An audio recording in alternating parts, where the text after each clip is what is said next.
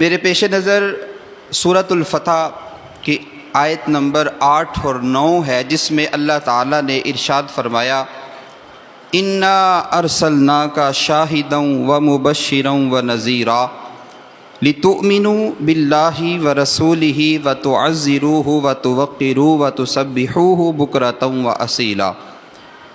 ارشاد فرمایا کہ اے حبیب صلی اللہ علیہ وسلم، ہم نے تمہیں شاہد، مبشر اور نذیر بنا کر بھیجا، اور پھر فرمایا اے لوگو لتؤمنوا باللہ ورسولہ، اس لیے کہ تم اللہ اور اس کے رسول پر ایمان لاؤ، وتعزروہ وتوقروہ، اور ان کی تعظیم اور توقیر کرو، وتسبحوہ بکرۃ واصیلا، اور صبح و شام ان کی پاکی بیان کرو۔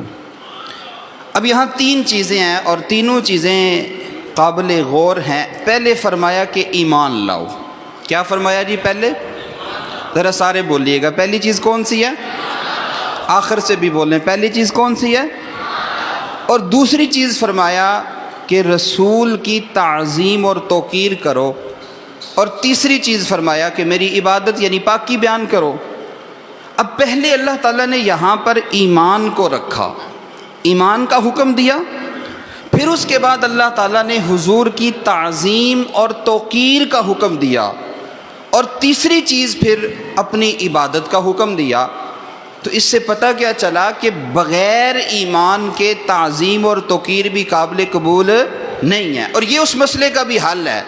آج چونکہ جدید دور ہے اور نئے نئے فتنے ہر روز سر اٹھاتے ہیں، تو بعض لوگ یہ باتیں کر دیتے ہیں کہ یار دیکھو وہ فلاں ہندو ہے، فلاں سکھ ہے، فلاں انگریز ہے، اس نے کتنی خوبصورت نعت لکھی ہے، اس نے حضور کی تعریف میں کتنے خوبصورت جملے بولے ہیں۔ تو یاد رکھیں کہ بغیر ایمان کے تعظیم فائدہ نہیں دیتی، یہ پہلی بات ہے، یہ ذہن میں رکھنی ہے۔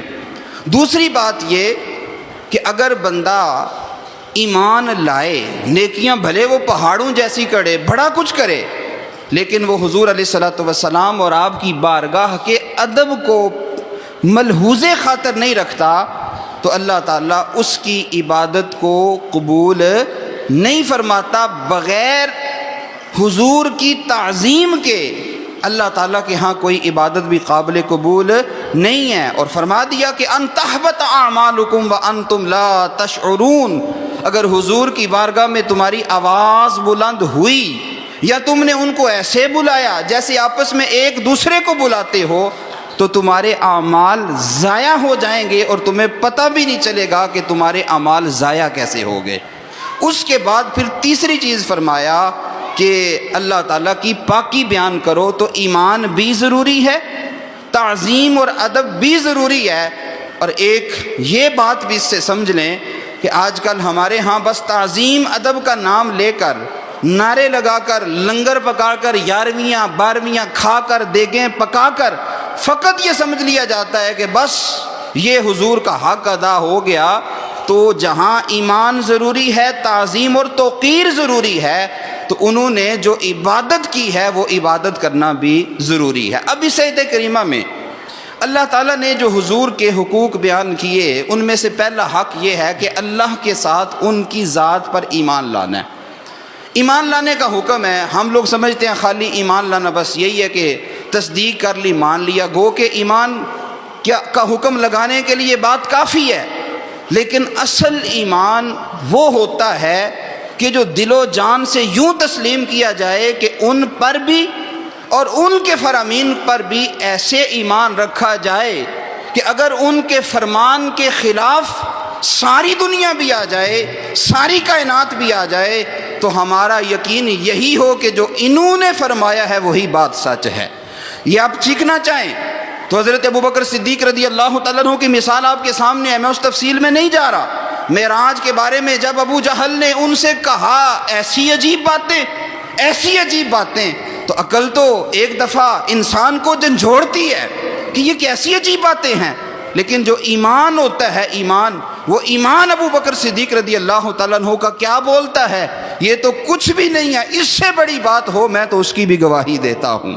حضرت خزیمہ رضی اللہ تعالیٰ عنہ کا واقعہ آپ کو پتہ ہے، جب انہوں نے گواہی دی تھی کہ میں گواہی دیتا ہوں حضور نے تم سے گھوڑا یا اونٹ جو بھی تھا خریدا ہے، اب انہوں نے تو دیکھا نہیں تھا، گواہی تو وہ ہوتی ہے جو بندہ دیکھ کر دیتا ہے، لیکن انہوں نے دیکھا نہیں، پھر بھی جب ایمانی تقاضے کے مطابق گواہی دی تو حضور نے پھر انعام کیا دیا، من شہید لہ خزیمہ فہو لہ شہیدان۔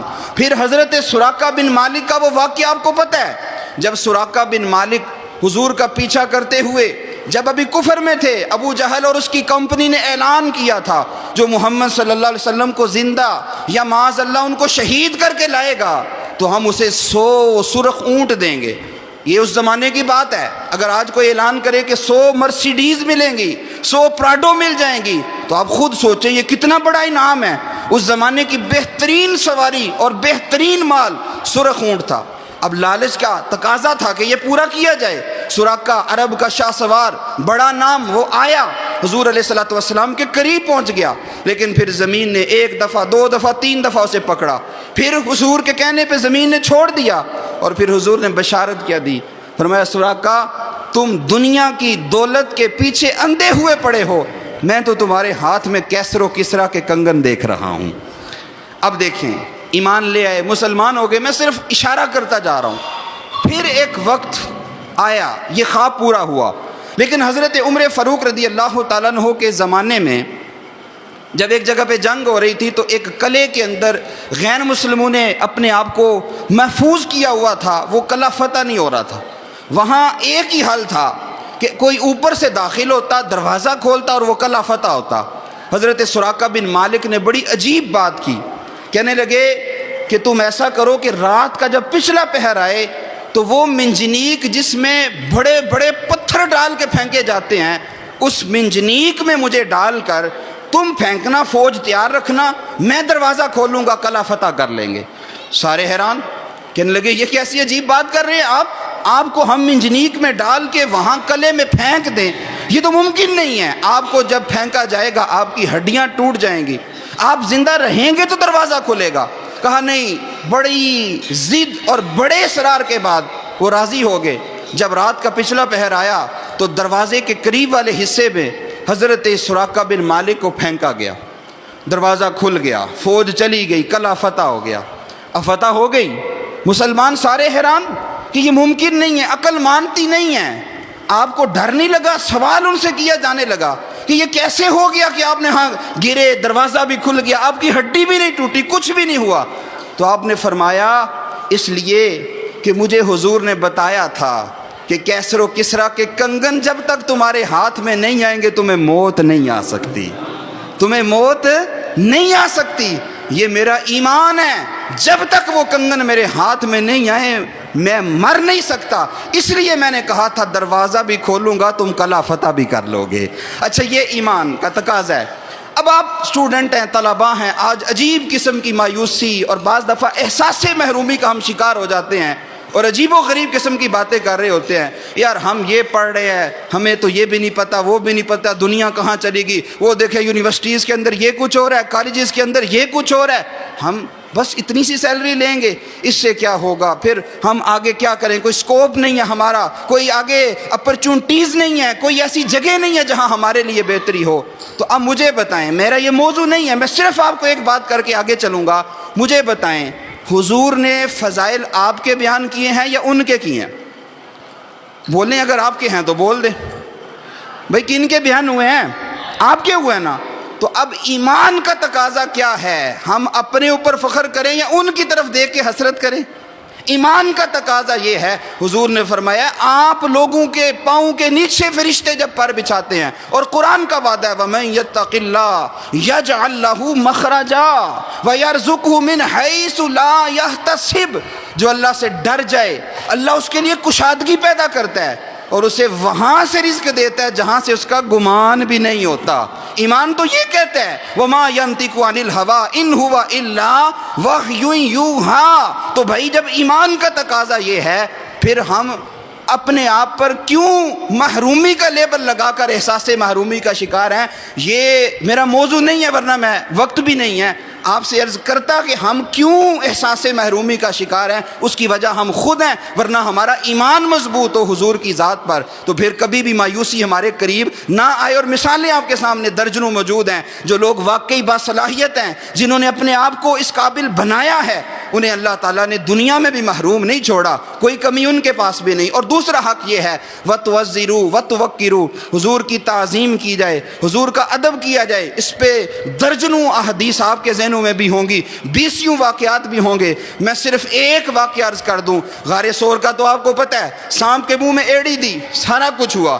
حضرت ابو رافع کے بارے میں امام آلوسی نے لکھا ہے کہ انہوں نے ایک مرتبہ حضور کو سوتے ہوئے پایا، وہ کمرے میں تشریف لے گئے، پرانا زمانہ، کچے کمرے تھے، اس وقت انہوں نے دیکھا حضور زمین پہ سو رہے ہیں اور دوسری طرف کمرے سے ایک موٹا سانپ آ جاتا ہے، سانپ بھی موٹا اور تھا بھی خطرناک۔ اب وہ سانپ کو مارنے لگے، بندہ ڈرتا بھی ہے اور مارنے کا ارادہ بھی کرتا ہے۔ جب مارنے لگے تو فوراً خیال آیا کہ اگر میں سانپ کو ماروں گا شور ہوگا، اور اللہ نے حضور کی بارگاہ میں آواز بلند کرنے سے منع فرمایا ہے۔ میں سانپ کو ماروں گا تو آواز بلند ہوگی، حضور بیدار ہوں گے، بے ادبی ہو جائے گی، اور اگر نہیں مارتا تو یہ بھی ڈر تھا کہیں نقصان نہ پہنچائے۔ اب دیکھیں صحابہ کا ادب کیا تھا، ان کی محبت، ان کے ادب کا عالم کیا تھا۔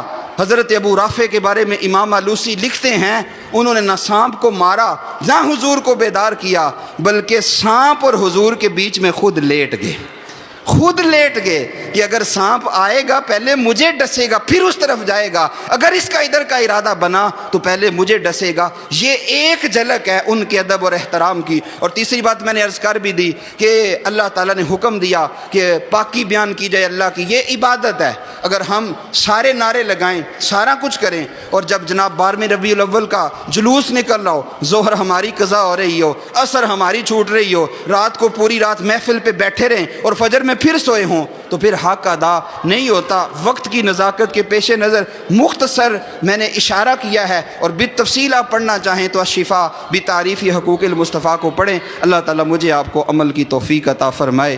وما علیہ الا البلاغ المبین۔